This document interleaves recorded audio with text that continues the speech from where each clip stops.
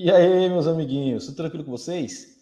Esse daqui é uma entradinha para você entender o que você está assistindo durante essa semana e as próximas. Então, a gente vai estar fazendo uma reprise de várias e várias lives que nós já fizemos sobre a prova do Revalida. Vamos fazer live sobre as provas, resolvendo as provas de 2022, 2021, 2020. Todas elas vão estar disponíveis para vocês aí ao vivo. Então, você pode assistir ao vivo todos os dias. Os horários das lives são às 8 horas da manhã lá no Instagram, ao meio-dia, às 17 horas e às 20 horas aqui no YouTube. Você pode assistir todo esse conteúdo ao vivo. Não se esquece de marcar aí no horário para você assistir as lives. Beleza? Agora eu deixo vocês aqui com uma reprise de uma live que a gente já fez. E não se esqueça de curtir, compartilhar, se inscrever no canal e deixar aqui o seu comentário, porque todas essas coisas ajudam na divulgação do vídeo. Papai do céu abençoe todos vocês e boa live para vocês. Vamos começar aqui o estudo da prova de 2011, né? Vamos embora. Questão 37. A enfermeira de uma equipe de saúde da família aborda um médico para saber o que deve ser feito com um paciente que se atendeu hoje. Trata-se de homem recém-chegado do interior em tratamento para tuberculose e AIDS. O relatório trazido por ele informa que há 5 anos iniciou terapia antirretroviral. Há 6 meses iniciou tratamento para tuberculose, não tendo apresentado intolerância a nenhum medicamento. A medida a ser adotada em relação ao paciente é: então ele tem co-infecção, tuberculose e AIDS.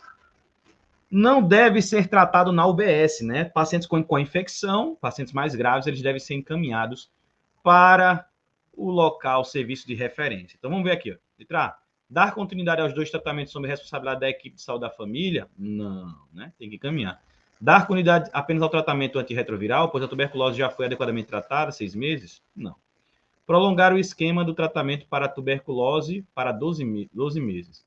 Investigar a situação dos comunicantes contra a tuberculose como forma indireta de avaliar a adesão do paciente ao tratamento.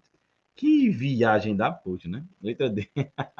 Letra E. Encaminhar o paciente para tratamento conjunto com serviços de referência local de DST, AIDS e de tuberculose. Resposta letra E. Fácil. DMES. 37, letra E. 38.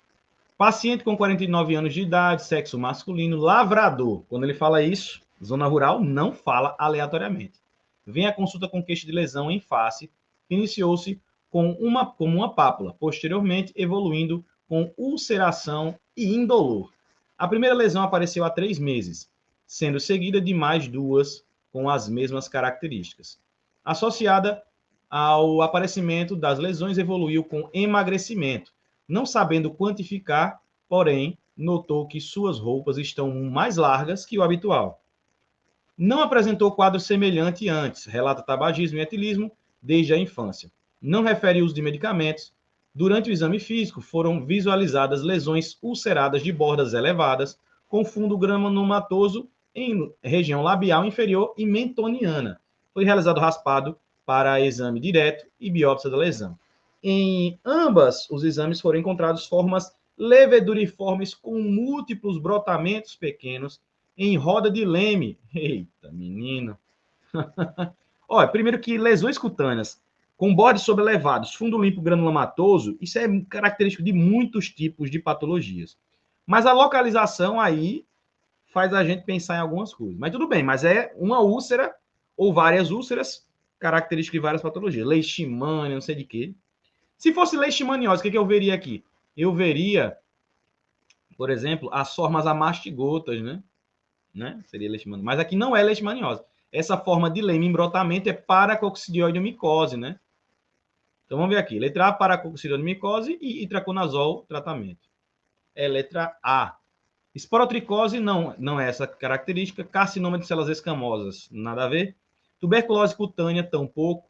Leishmaniose cutânea, não é. A lesão é parecida, mas não é assim, né? De formas amastigotas. Então, paracoccidioidomicose, resposta letra A. Lavrador, aí podia ser leishmania ou paracoccidioide por causa da característica. A gente pensa em paracoccidioide, né? Resposta letra A.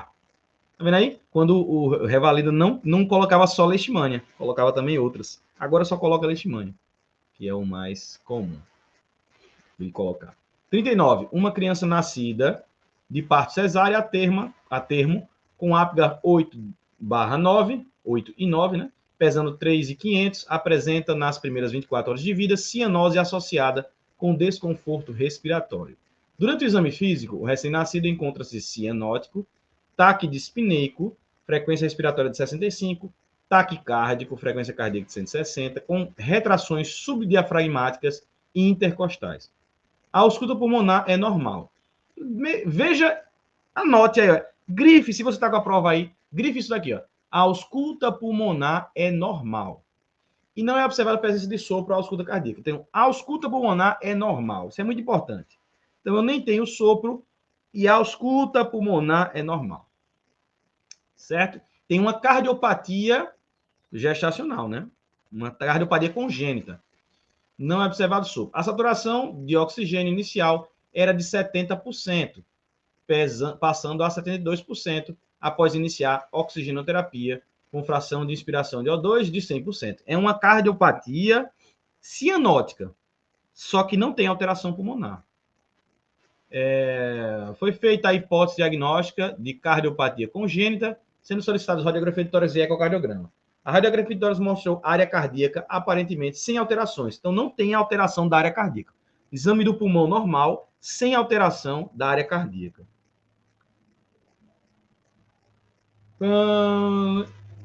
E aumento da trama pulmonar. Então, não tem alteração da área cardíaca, mas tem aumento da trama pulmonar. O ecocardiograma não pôde ser realizado.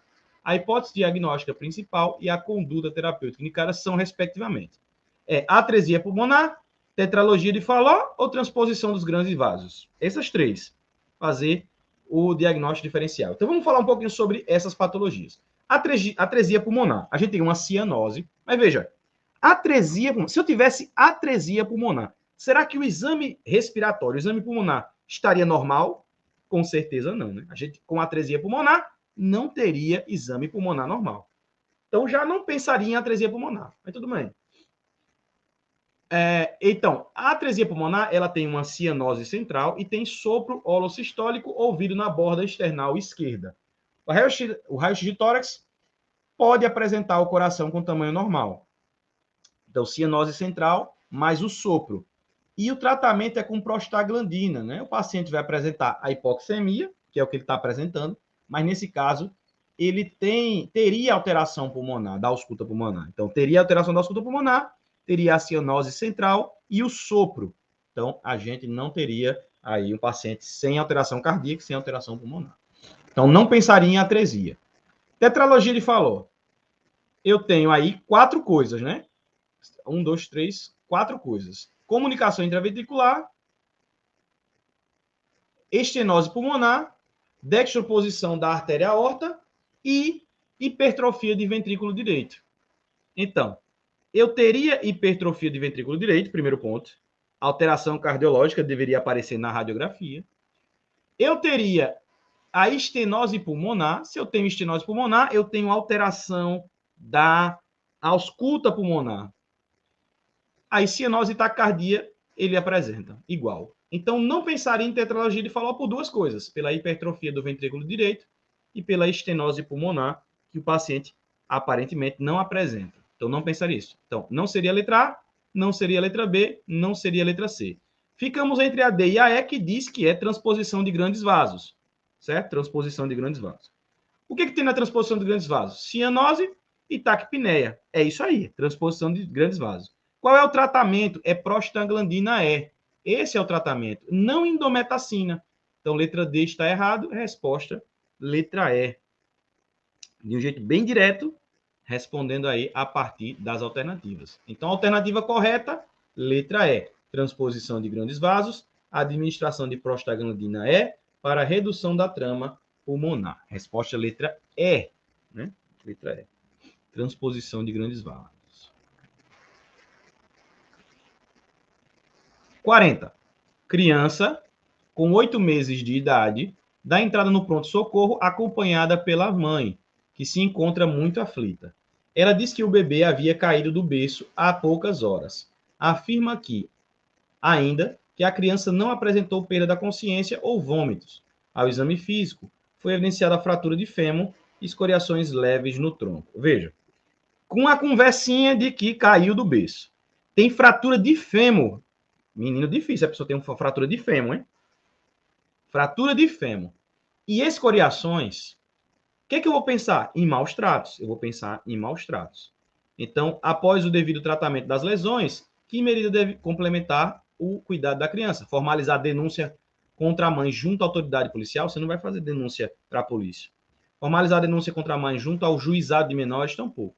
Comunicar a suspeita de maus tratos ao conselho tutelar? Resposta letra C. Alertar a mãe que aumente seus cuidados para evitar acidentes? Não. Solicitar a realização de perícia médico-legal? Tampouco. Então, resposta letra C. 40, letra C, maus tratos, né? Como sempre, fácil. Já fizemos essa questão tantas vezes que eu não sei nem mais para onde vai. 41. Antes de ler qualquer coisa aqui, ó, o que eu vejo aqui? Ó? É um eletrocardiograma onde eu tenho intervalos RR, diferentes distâncias, né? Aqui eu tenho 1, 2, 3, 4 quadrados grandes. Aqui eu tenho 1, 2, 3, 4, 5, 6, 7. Aqui eu tenho 3, então 4, 7, 3. Vai dando irregularidade entre os complexos QRS. E eu observo aqui e vejo a ausência de onda P. Então, a ausência de onda P, irregularidade RR, isso é fibrilação atrial. Fibrilação atrial. Pergunto para você, qual é o tratamento da fibrilação atrial? Depende da instabilidade hemodinâmica e depende também do tempo. Vamos ver há quanto tempo está. Queixa de palpitações há 3 dias. Há 3 dias eu não vou fazer cardioversão elétrica, mas se o paciente tiver pressão arterial de 110 por 70, então ele tem estabilidade hemodinâmica e tem mais de 48 horas. Isso é o tratamento, é o controle da frequência cardíaca, e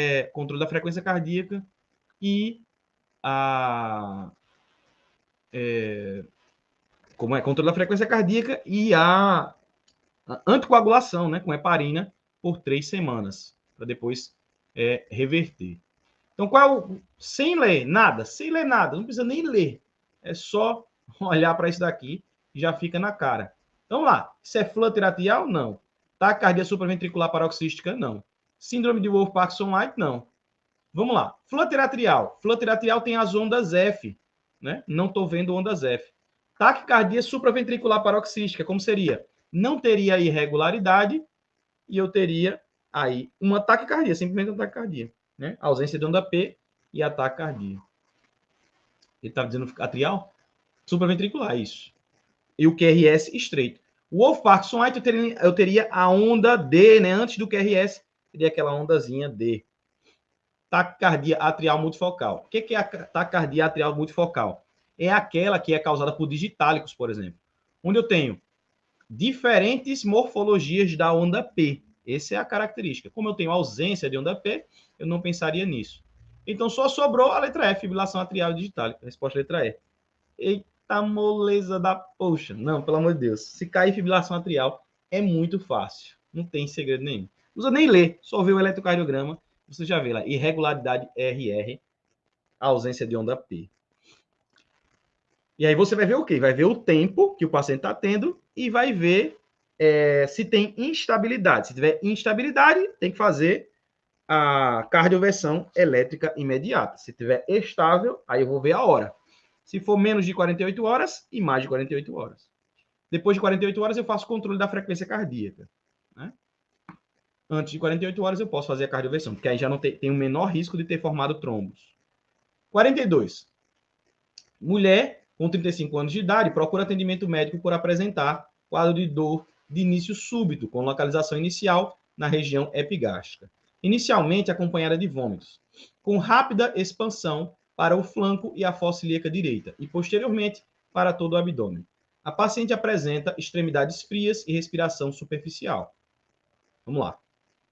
Jovem, tem dor de início súbito, primeiro na região epigástrica, teve vômitos, e depois ela irradiou, né, se localizou, melhor dizendo, em flanco e fossa ilíaca direita. Uma dor em fossa ilíaca direita numa paciente jovem, eu vou pensar em quê? Vou pensar em apendicite aguda, não é isso? Pensar em apendicite aguda. Porque ela localiza. Ela primeiro começa difusa pelo abdômen, depois ela localiza em fossa ilíaca direita. Passe a presença de extremidades finas e respiração superficial. Busca manter-se imóvel e adota posição ontálgica com as pernas fletidas sobre o tronco. Certo. O abdômen é difusamente doloroso, sendo evidentes a contratura abdominal e a rigidez da musculatura abdominal, a palpação e a respiração. Então, o que aconteceu? Aconteceu alguma coisa.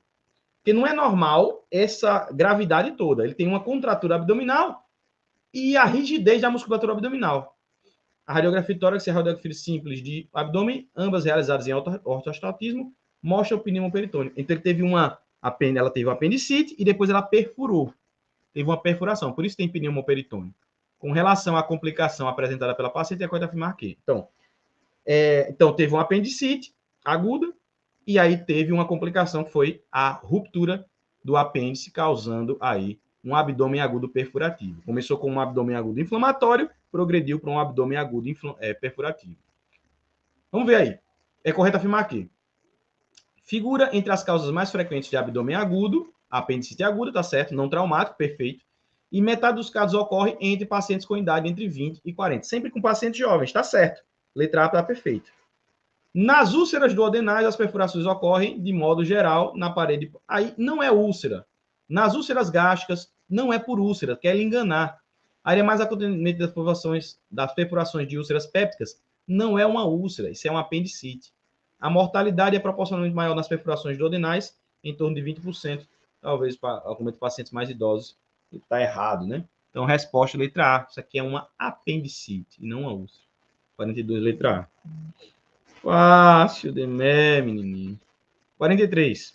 Paciente com 35 anos de idade, sexo masculino, etilista, é trazido por familiares ao hospital após ter apresentado crise convulsiva generalizada e perda de consciência. Esposa relata que o paciente não fazia uso de medicações, tendo realizado a consulta médica recente. Nega que tenham ocorrido quedas ou traumatismos antecedentes no início do quadro. Ao exame, pressão arterial de 190 por 100, frequência cardíaca, taquicárdia bem alta, né?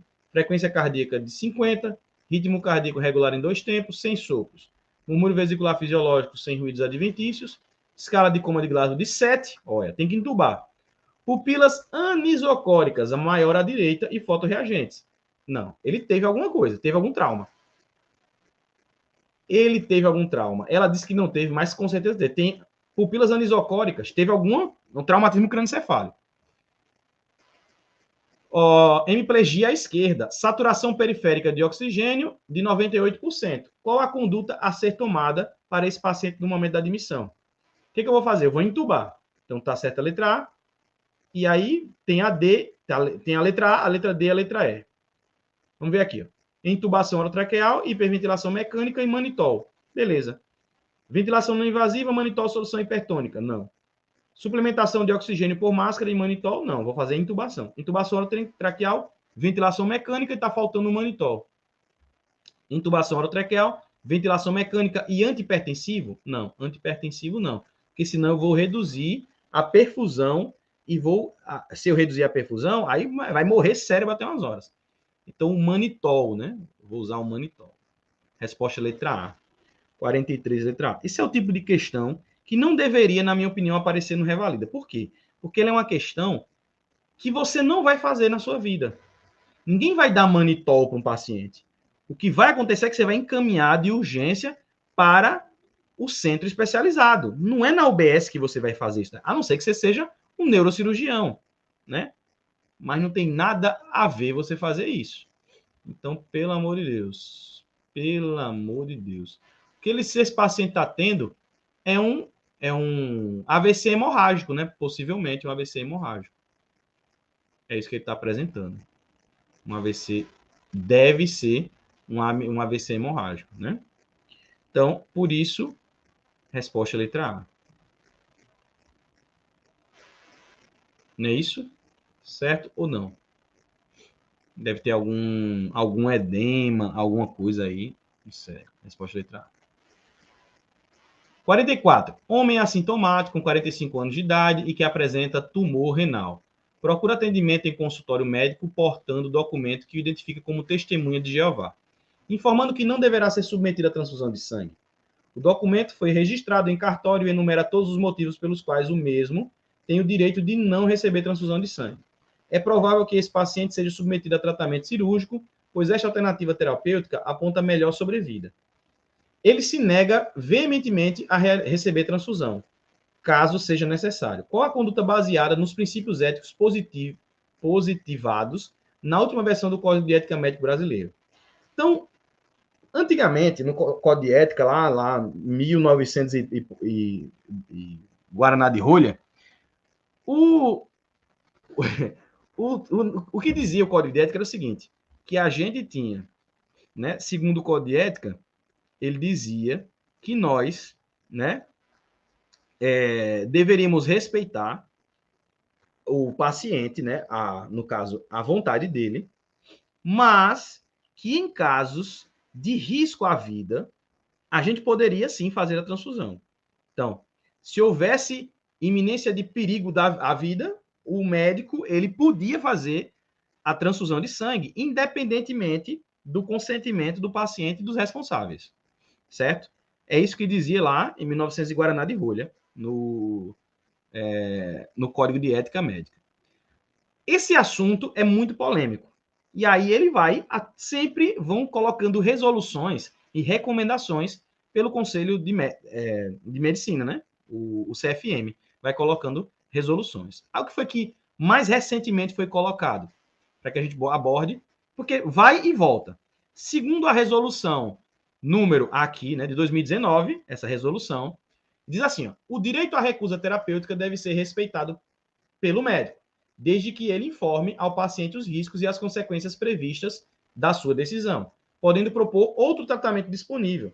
Restou expresso que não tipifica infração ética de qualquer natureza, inclusive omissiva, o acolhimento pelo médico da recusa terapêutica prestada na forma prevista nessa resolução. Tampouco caracteriza a omissão do socorro previsto no Código Penal. O contrário, o tratamento forçado poderia caracterizar o crime. A resolução estabelece que, havendo discordância insuperável entre o médico e o representante, assistente legal ou familiares do paciente quanto à terapêutica proposta, ele deve comunicar o fato às autoridades competentes, Ministério Público, Polícia, Conselho Tutelar, etc., visando o melhor interesse do paciente. Então, atualmente, o que acontece? Imagine que vá ser realizado um procedimento eletivo, como é o caso da cirurgia. Você respeita a autonomia do paciente e informa para ele que, se tiver a necessidade de transfusão sanguínea, você vai precisar fazer, porque você é obrigado, segundo o Conselho de Ética. Aí o paciente pode escolher recusar o tratamento, certo? Ele pode escolher recusar. Aí você pode encaminhar ele para um médico especializado nessa conduta de não utilização do sangue, tá? Então, existem médicos capacitados, especializados com pacientes testemunhas de Jeová, que já trabalham dessa forma. Então, qual é o nosso papel? Vamos ver as alternativas aqui que não são expostas. Não dar certeza ao paciente que não transfundirá o sangue e realizar o procedimento cirúrgico. Tá vendo aí? Que não tem nenhum mínimo sentido. Ó, não sei não se eu vou fazer ou se não vou fazer. Não tem sentido. Você já tem que deixar claro o que você vai fazer. Letra A, tá errado. Garantir ao paciente que tentará ao máximo não transfundir.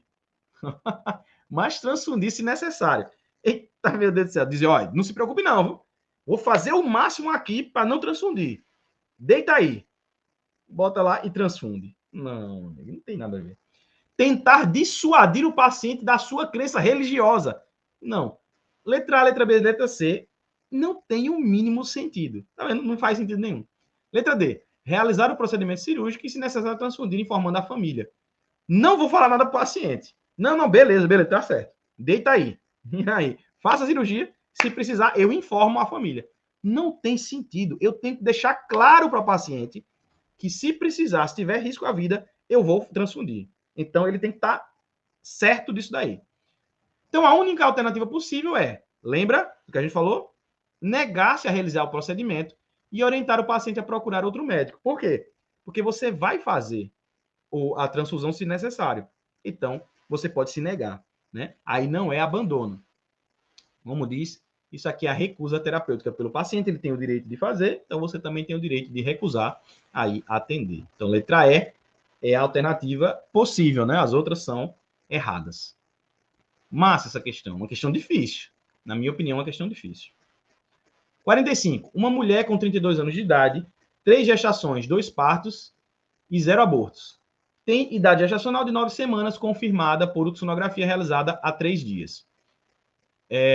Então, ela tem 9 semanas. Deu entrada na emergência de um hospital com dor abdominal em cólica, sangramento transvaginal moderado, com odor fétido, relatando febre e calafrios.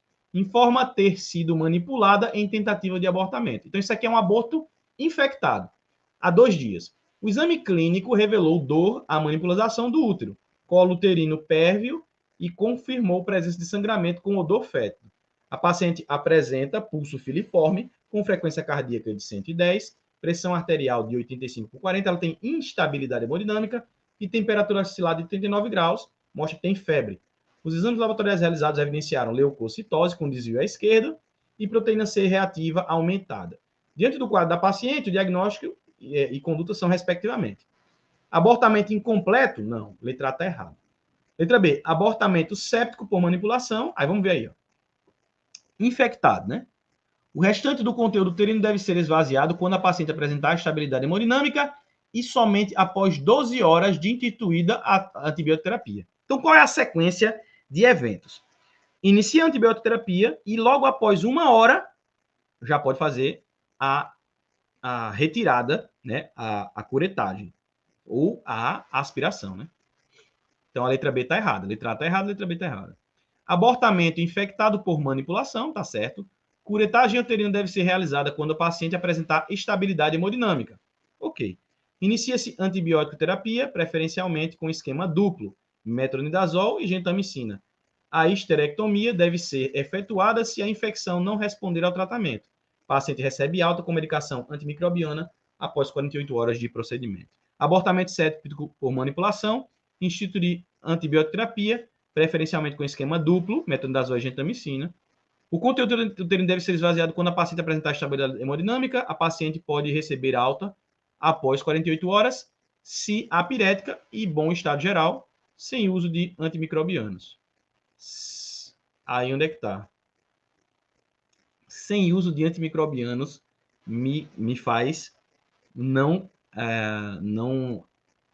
colocar aqui. Então, a letra C diz que ela deve receber alta com medicação antimicrobiana e a letra D diz que é sem uso de antimicrobianos. Letra E. Abortamento infectado por manipulação deve ser realizada a curetagem uterina quando a paciente apresentar estabilidade hemodinâmica. Em seguida, inicia-se antibioterapia, preferencialmente com esquema duplo, metronidazol e gentamicina, e após 48 horas de curetagem, receber alta sem medicação antimicrobiana.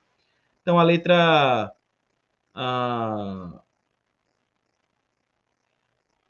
está dizendo aqui para fazer a curetagem logo e depois fazer o antibiótico. Então, a letra E está errada. Então, ficamos entre a letra C e a letra D. E aí?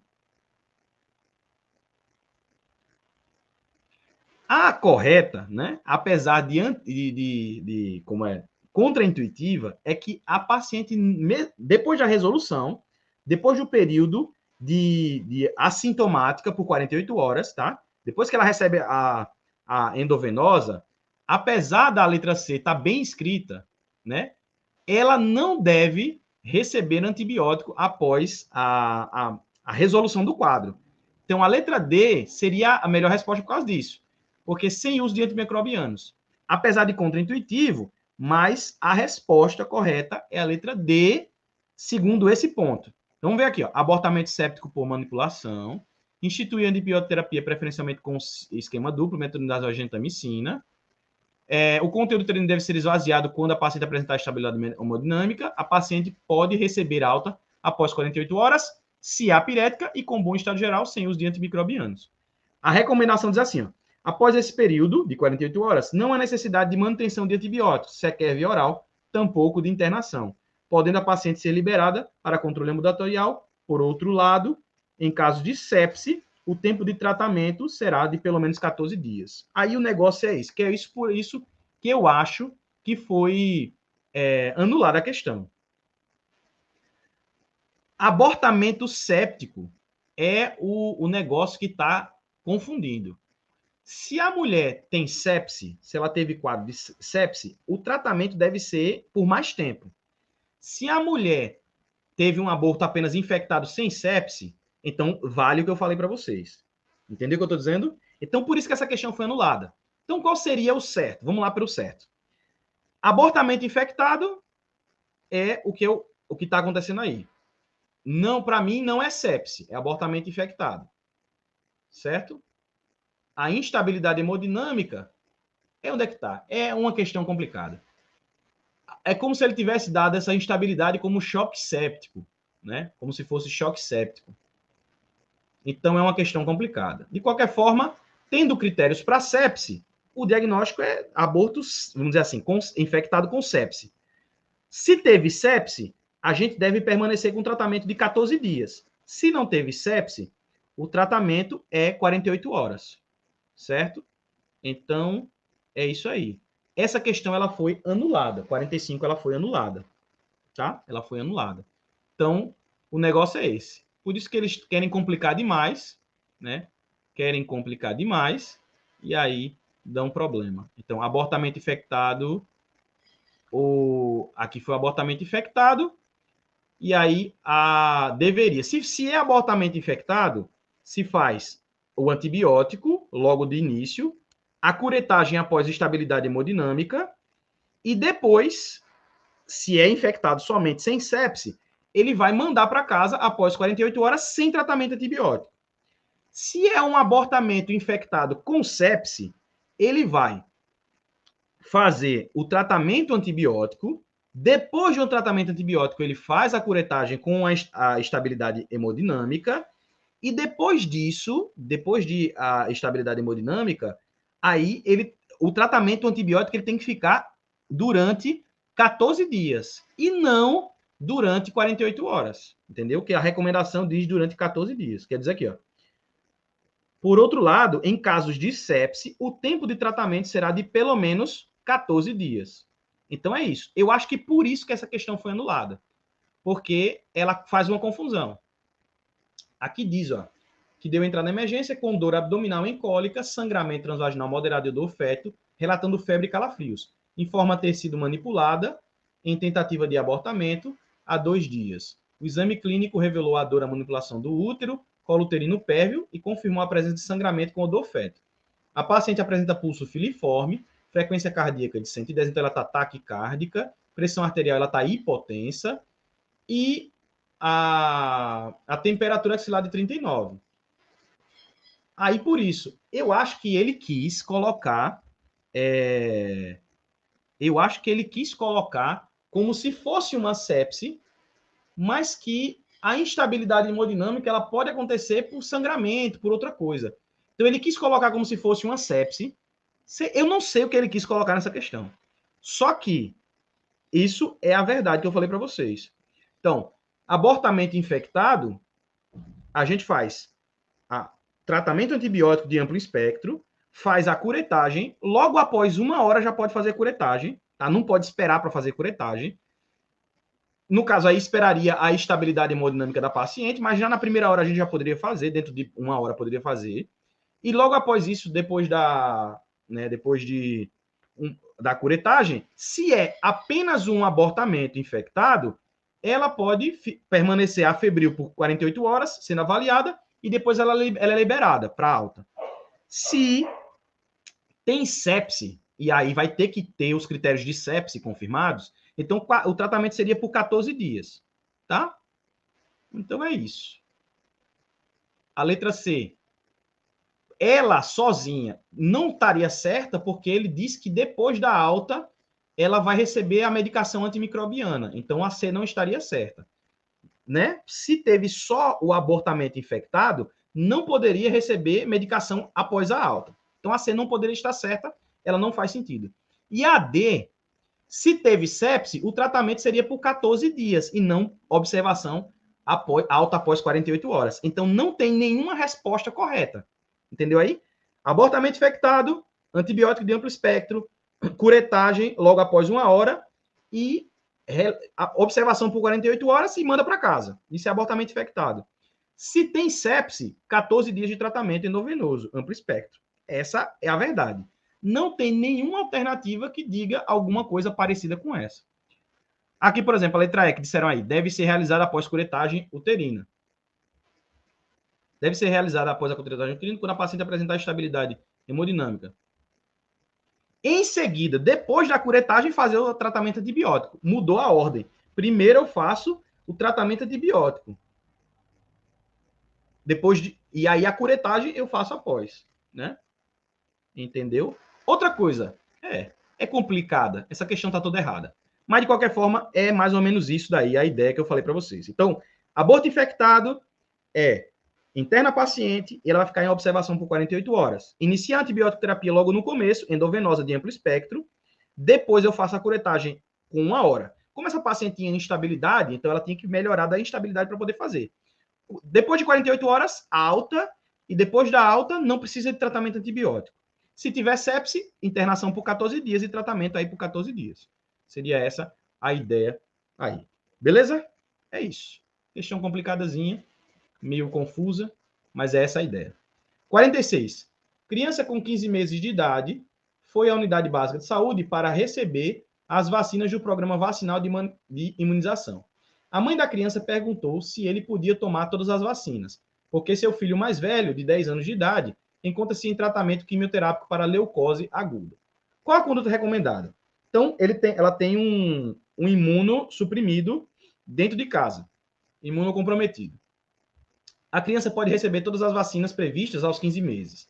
Letra B, a criança pode receber todas as vacinas, com exceção da Sabin. É porque ela vai defecar os vírus, né? Os vírus ali atenuados. Então, como essa criança é imunossuprimida, realmente tem um parente imunossuprimido, não pode tomar Sabin. Letra B tá certo.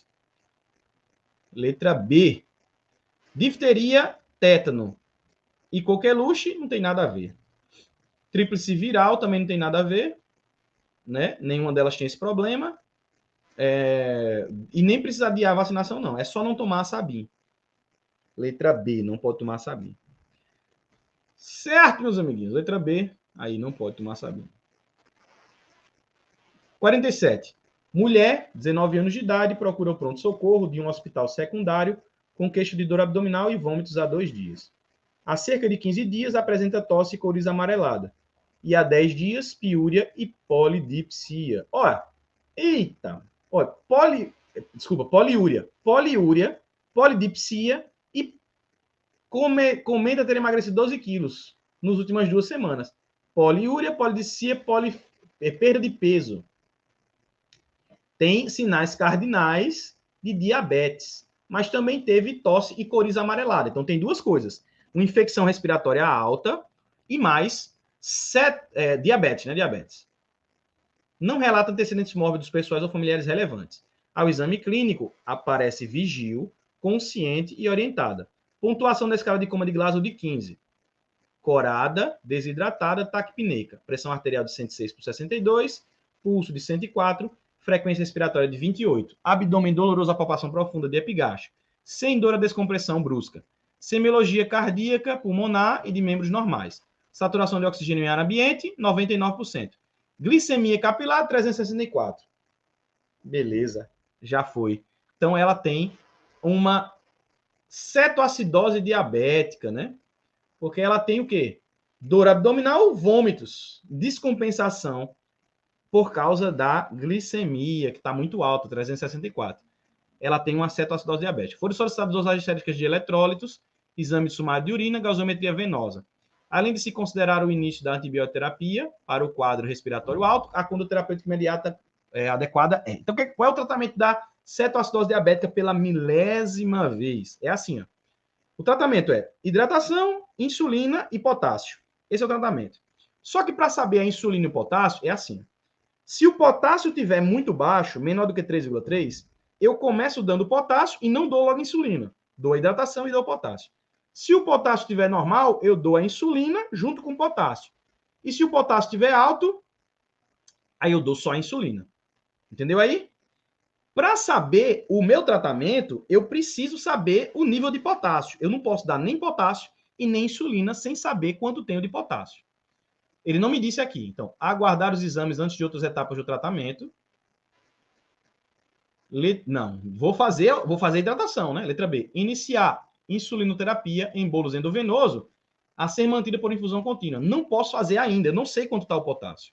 Se tiver muito baixo, ele vai colocar todo o potássio para dentro da célula. O paciente vai morrer. Letra C. Aguardar resultado da dosagem de eletrólitos potássio e iniciar a expansão com soro fisiológico. Essa é a melhor resposta. Letra D. Preparar a expansão com soro fisiológico e reposição de potássio. Não sei. Quanto está o potássio? Eu não sei. Só repõe potássio se estiver baixo. Letra E. Induzir... E ainda outra coisa. Está faltando a insulina aqui também. Essa letra D estaria certa se o potássio está baixo. Letra E. Induzir a expansão com soro fisiológico, reposição de potássio e insulinoterapia. Isso quando eu tenho o potássio normal. Aí eu vou fazer os 3. Letra E está errada, né? Não sei ainda. Então a resposta é a letra C. A única resposta possível é a letra C. As outras eu preciso do potássio, né? Responder. 48. Homem com 45 anos de idade é submetido à cirurgia pélvica com duração de 1 hora. No segundo dia do pós-operatório, desenvolve quadro de dor em panturrilha. Aumento da temperatura e edemas locais. Clinicamente, apresenta pressão arterial de 140 por 90, com frequência cardíaca de 120. Frequência respiratória de 30. Realizada o eletrocardiograma, observa-se taquicardia com ritmo sinusal.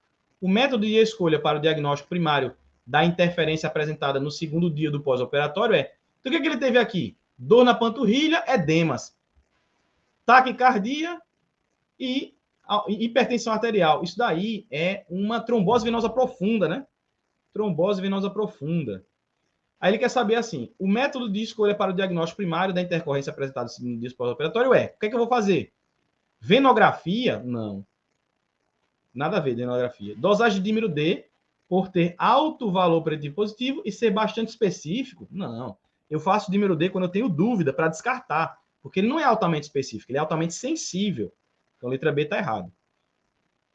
Pletismografia. Ixi, meu Deus do céu. Letra C está errada. Venografia, letra D está errada. E letra E. A ultrassonografia com Doppler por ter ótimo valor preditivo positivo e ser pouco invasiva. Melhor resposta, letra E. 48, letra E. Fácil. Demer. Eita, moleza. É isso aí, meu amiguinho e minha amiguinha. Gostou da live? Se você gostou, escreva aí hashtag LiveTop para eu saber que você gostou, tá? Se você não gostou, também escreva. Não quer saber, não pode escrever aí se não gostou. Deixa o seu like, clica aí no likezinho. Também deixa o seu comentário, se inscreve no canal e compartilha essa live com várias pessoas que estão se preparando para o Revalida. Nos vemos amanhã, às 8 horas da manhã, para nossas últimas lives, amanhã às 8 horas e ao meio-dia aqui. Tchauzinho para todos, Papai do Céu abençoe vocês. Nos vemos na nossa próxima live.